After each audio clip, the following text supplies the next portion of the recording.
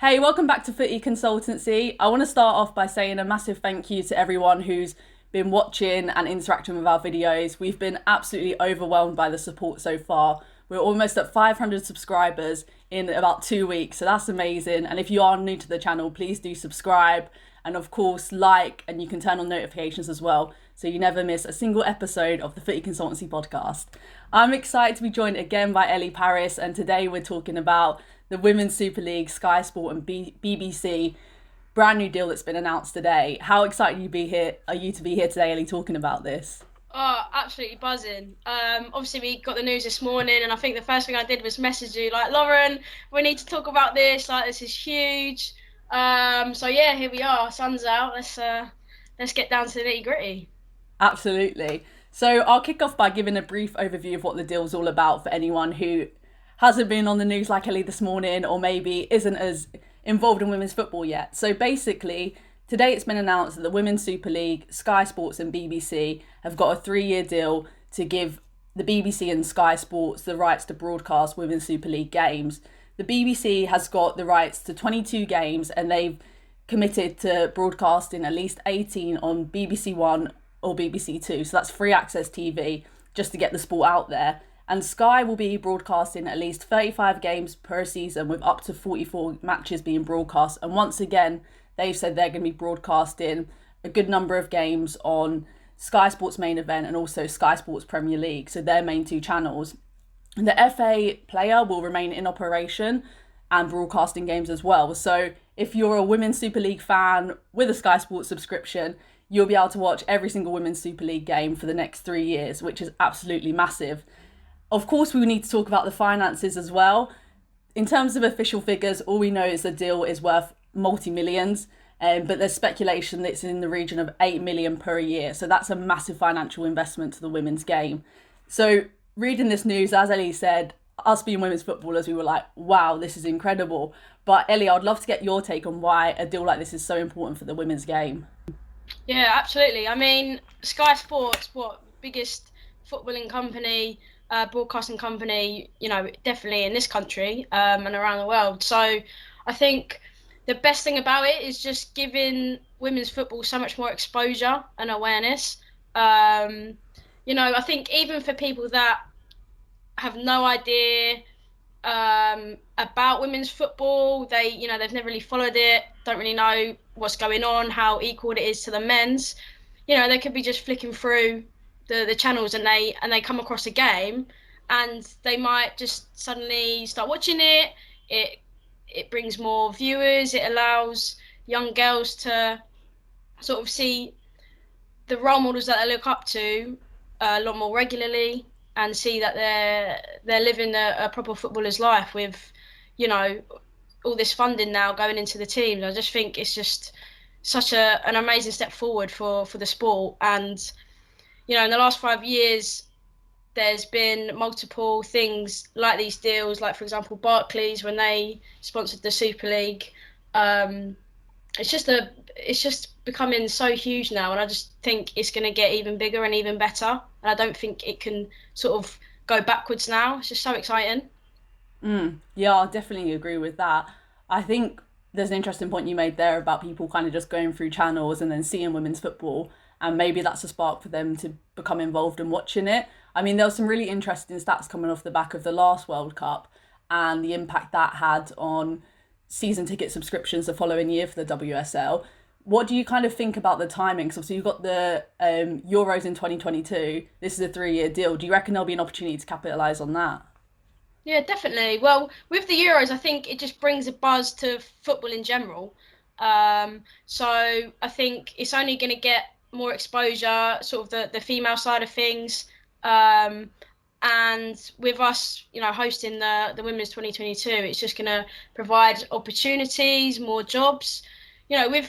With women's football being on Sky Sports now, they're going to need more pundits, more people behind the scenes working in the media centre.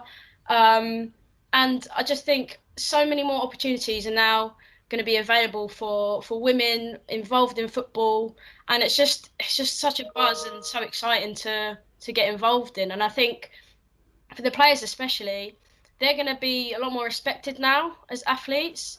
being on the main stage on a weekend, sharing the screen with Premier League players, it's just incredible for them. And I think what it will do is become if it's not already, it will become the biggest female league in the world in sport, which is only going to attract more super players from overseas, like we've already seen in the last few months or so. And I think what would be really amazing, and is something that I've wanted for it to happen with women's football in the last few years or so, is more teams to be involved. So, for example, I'd love to see a few championship sides get promoted and join into the Super League, and the same as National League going into the Championship. So, as long as the funding is being used and it can be implemented from the grassroots and the academy side of things to give the younger girls more opportunity, then it's just amazing exposure. And I think, I don't think there's any bad that can come from this, hopefully. That's a really interesting point. I hadn't even considered about the additional jobs and roles that we created around a deal such as this. So yeah, I think that's a really good point to pick up on, and then opportunities away from the pitch.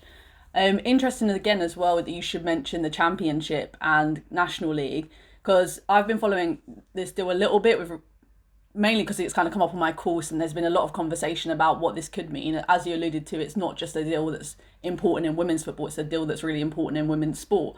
So yeah, I think that's a really interesting point about what would this mean for the Championship, what would this mean for kind of women's football in general within the country.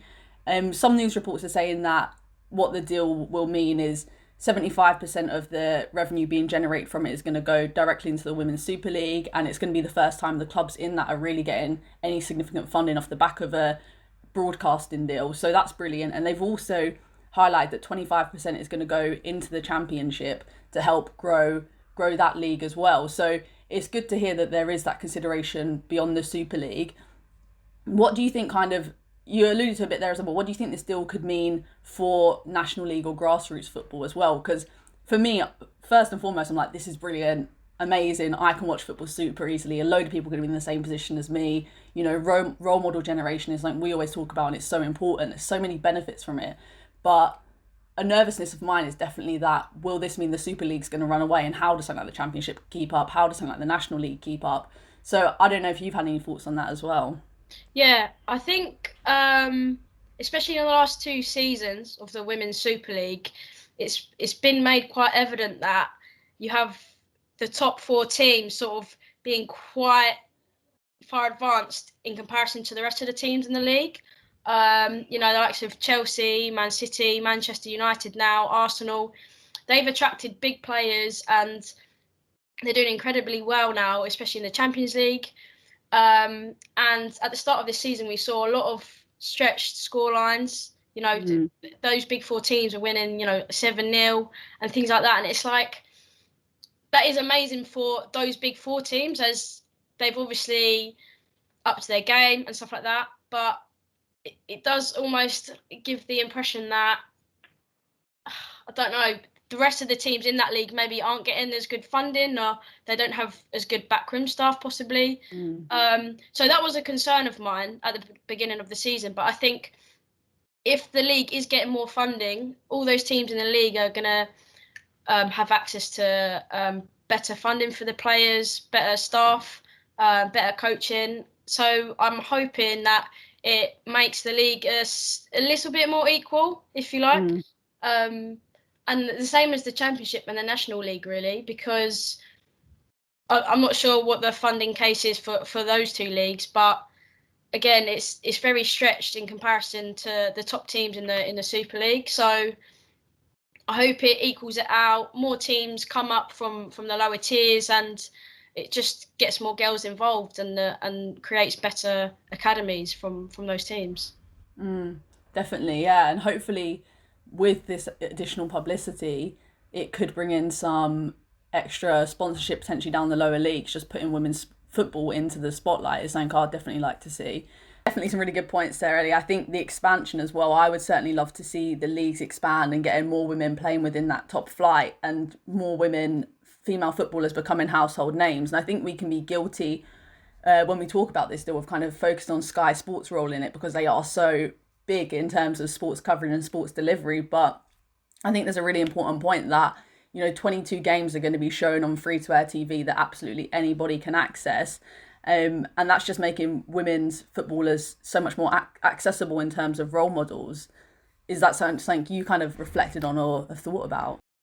Yeah, definitely. I mean, I fell victim to it last week in our interview when I was talking about the certain right wing backs that I look up to as role models. And the three players that I mentioned were all male footballers. And as soon as I looked back at that interview, I thought, why have I not mentioned any female right wing backs? Because Lucy Bronze and Alex Scott, both players that I absolutely look up to. Alex Scott, especially off of the pitch, she's trailblazing in the football media industry, and I just think all this exposure is just going to create household names, like you said, and it's just going to be more common in conversation to talk about women's football and use them as references. And I think that's something that's so important and so easy to boost the game. So before we wrap up, Ellie, I've got to ask one final question, and I'm sure it's something that has been put to you many times as a woman involved in football. I'm often met with, if we're talking about kind of any element of women's football in terms of the financial, whether that's player wages, whether that's sponsorship deals, tickets, whatever it may be, I'm always met with this point back, which is, there's no money in women's football. That's the problem. There's no money. And, how do you solve a problem like that if there's no money? Where does that money come from? How do you generate finances in the game? Do you think something like this deal is a turning point in the women's game to start to really push back and bring that additional money in?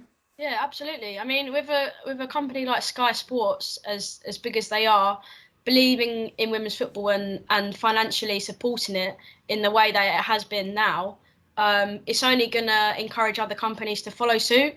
And I think with Sky Sports having this much support for the women's football, it's incredible for the game. And I think with sponsorship deals and revenue, it's only going to create more ticket sales, more fans, a bigger buzz around the game. And I think people will start to talk less about the financial side of women's football and more about how it can grow. So I think with Sky Sports backing us, I say us as if we represent. I mean, we do. It is us. Yeah, exactly. With Sky Sports backing us, I think a lot of people will follow suit, and a lot of people will respect and believe in us more as a sport. Yeah, 100% agree with that. And I think being in the game, you see, and I see how far the game's come over the last 10 years, and we know the power of it. We know what it's all about, but sometimes it takes a big company like this to show that and show, actually, what, this is a product worth investing in. This is something that is important and is going to be fantastic to give to our consumers. So yeah, I think you're completely right on that, and I'm excited to see not only where this deal goes over the next year, but the next 3. And like we spoke about earlier, with the Euros coming kind of smack in the middle of that, I really do think it's an exciting period for women's football. So that's nice one. So that's all we have time for. Is there anything you want to add before we wrap up, Ellie? No, I think we've covered most of it. I mean, I'm just so buzzy. I mean, you can tell by my face. It's just so exciting. Like, even going on my social media, everyone's getting involved. Everyone is excited, and it's almost like a sigh of relief. Like we've done so much to get to this point, and if you just think about 5 years ago when England were in the World Cup and we got that bronze medal, it was like we deserve so much more. And now it's like, okay, we're getting the exposure that we deserve, and it's only going to get better from here. Definitely. And if anyone else wants to kind of join in the conversation, you said it's been going off on social media, use the comment section on this video. We'd love to hear from yourselves what you think this still means for women's football. So yeah, please do engage in the conversation. Hit us on our Instagram, Twitter channels for Footy Consultancy, and yeah, let's keep the conversation going. Thanks for watching, and see you next time.